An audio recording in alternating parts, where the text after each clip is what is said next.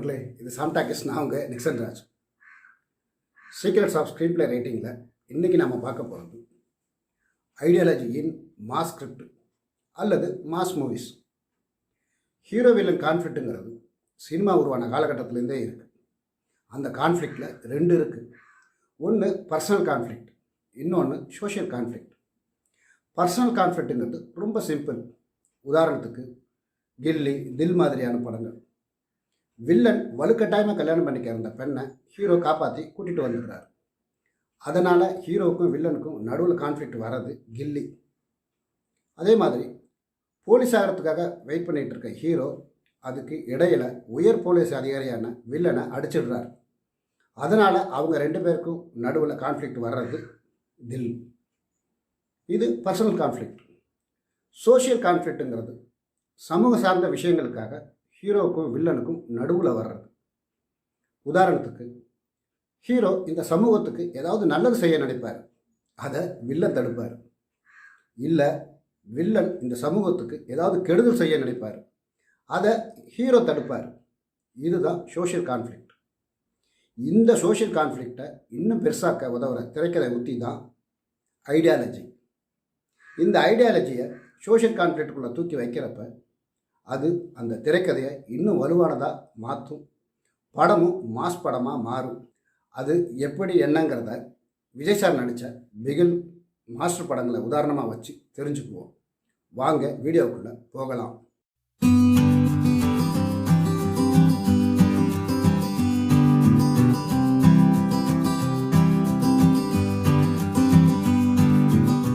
பொதுவாக எல்லா கதைகள்லையுமே ஹீரோவுக்கு ஒரு நோக்கம் இருக்கும், வில்லனுக்கும் ஒரு நோக்கம் இருக்கும். அதாவது கோல். இந்த கோலுக்கும் ஐடியாலஜிக்கும் ஒரு மிகப்பெரிய வித்தியாசம் இருக்குது.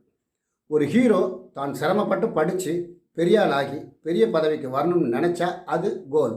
அதே ஹீரோ தான் சிரமப்பட்டு படித்து பெரிய ஆளாகி பெரிய பதவிக்கு வந்த பிறகு அந்த பதவியவும் படிப்பையும் வச்சு மற்றவங்களுக்கு நல்லது செய்யணும், அதை யார் தடுத்தாலும் என்ன பிரச்சனை வந்தாலும் எதிர்த்து போராடணும்னு நினச்சா செயல்பட்டால் அது ஐடியாலஜி. ஐடியாலஜிங்கிறது ஹீரோவுக்கு மட்டும் இல்லைங்க, வில்லனுக்கும் இருக்கும். ஆனால் அது ஆப்போசிட்டாக இருக்கும். முதல்ல ஹீரோவுக்கு ஐடியாலஜி இருக்க படத்தை உதாரணமாக பார்ப்போம்.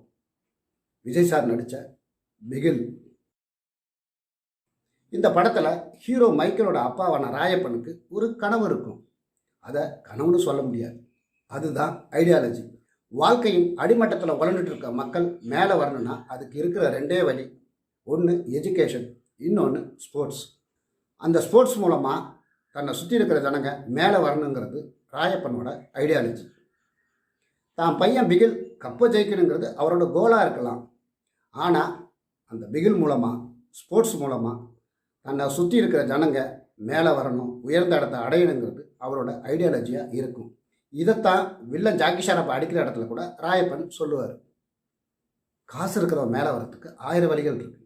ஏழைபாளைங்க மேலே வரத்துக்கு ஸ்போர்ட்ஸ் மாதிரி 1-2 தான் இருக்குது. அதுலேயும் வியாபாரம்னு சொல்லிட்டு கோவப்பட்டு அறைவார். இந்த ராயப்பனோட ஐடியாலஜி தான் பிகில் திரைக்கதையோட மையம். இதைத்தான் ஹீரோ மைக்கேல் செயல்படுத்த நினைப்பார். ஆனால் தவிர்க்க இல்லாத சூழலில் அவங்க அப்பாவோட இடத்துக்கு வந்துடுவார். ஆனாலும் அந்த ஐடியாலஜியை விடாமல் தான் ஃப்ரெண்டு கதிர் மூலமாக அதை செயல்படுத்த முயற்சிப்பார். சமூகத்தில் வாய்ப்பு மறுக்கப்பட்ட, வசதி இல்லாத, திறமையான பெண்களை எல்லாம் ஒன்று சேர்த்து ஒரு ஃபுட்பால் டீமை ஆர்கனைஸ் பண்ணுவார். ஆல் இண்டியா டோர்னமெண்ட்டுக்கு அந்த டீம் போகிறப்ப ஃப்ரெண்டு கதிரால் போக முடியாதப்ப மைக்கேலே கோச்சா மாதிரி அந்த பெண்கள் கூட போவார். இப்போ அங்கே இருக்கிற வில்லன் ஜாக்கி ஷராப் மைக்கேல் டீமுக்கு எதிராக பல பிரச்சனைகளை கொடுப்பார்.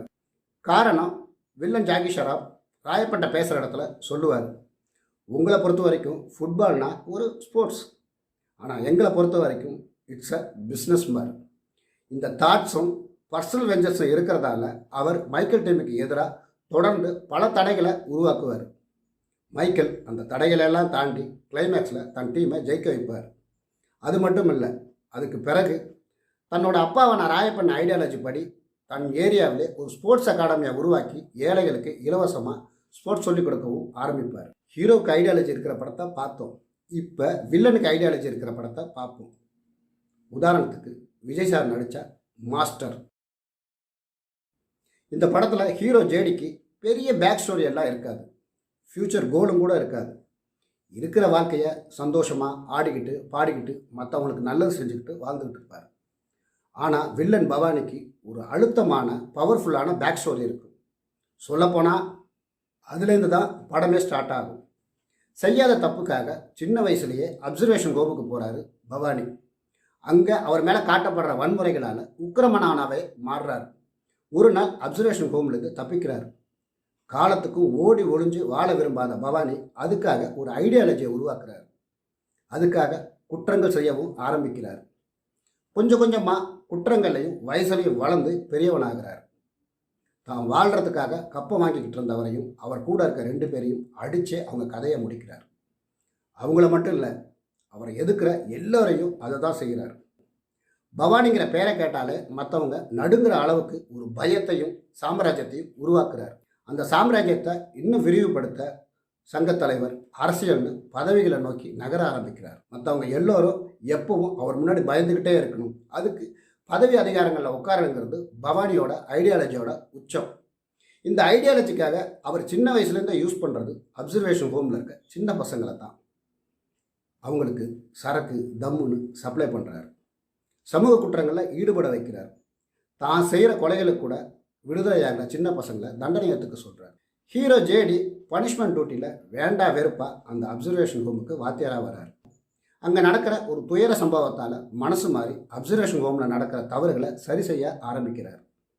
சின்ன பசங்களை மேற்கொண்டு சமூக குற்றவாளியாக்குற அந்த பவானி யாருன்னு தேடி கிளைமேக்ஸில் கண்டுபிடிக்கிறார். கிளைமேக்ஸ் ஃபைட் முடியுது. இப்போ பவானி என்னை விட்டுருன்னு கெஞ்சுறார். அப்போ ஜேடி, ஒரே வருஷம் உன்னை அப்சர்வேஷன் ஹோமுக்கு அனுப்புனதுக்கே நீ இவ்வளோ தூரம் வளர்ந்து வந்துட்ட, உனக்கு தண்டனை கொடுத்து ஜெயிலுக்கு அனுப்பிச்சா நீ என்னெல்லாம் பண்ணுவேன்னு கோவப்படுறார். அப்போ பவானி தன்னோட ஐடியாலஜியோட அடுத்த கட்டத்தை சொல்கிறார். அதுக்கு பதில் எதுவும் பேசாத ஹீரோ திரும்பி கோவத்தோட பவானியோட கதையை முடிக்கிறார். பொதுவாக மாஸ் கமர்ஷியல் திரைக்கதைகளில் இந்த ஐடியாலஜி உத்தியை பயன்படுத்தும் போது நமக்கு ஒரு அழுத்தமான திரைக்கதை கிடைக்கும். கடந்த காலங்களில் வெளிவந்த இந்தியன், ரமணா, சிவாஜி போன்ற படங்கள்லையும் இந்த ஐடியாலஜி உத்தி தான் திரைக்கதையின் மையமாக இருக்கும். கமர்ஷியல் கதைகளில் மட்டும் இல்லைங்க, எல்லா விதமான கதைகள்லையும் தேவைப்படும் போது ஐடியாலஜிங்கிற இந்த உத்தியை பயன்படுத்தலாம். ரொம்ப அற்புதமான உத்தி. இது போன்ற திரைக்கதை உத்திகளை ஒவ்வொன்றா தொடர்ந்து பார்ப்போம். இந்த எபிசோட் பிடிச்சிருந்தா லைக் பண்ணுங்கள், கமெண்ட் பண்ணுங்கள், உங்கள் நண்பர்களுக்கு ஷேர் பண்ணுங்கள். சாம் டாக்கிஸ் சேனலை இது வரைக்கும் நீங்கள் சப்ஸ்கிரைப் பண்ணலைன்னா மறக்காமல் சப்ஸ்கிரைப் பண்ணுங்கள். பேசுகிறதுக்கு இன்னும் நிறைய இருக்குது, பேசுவோம். நன்றி, வணக்கம்.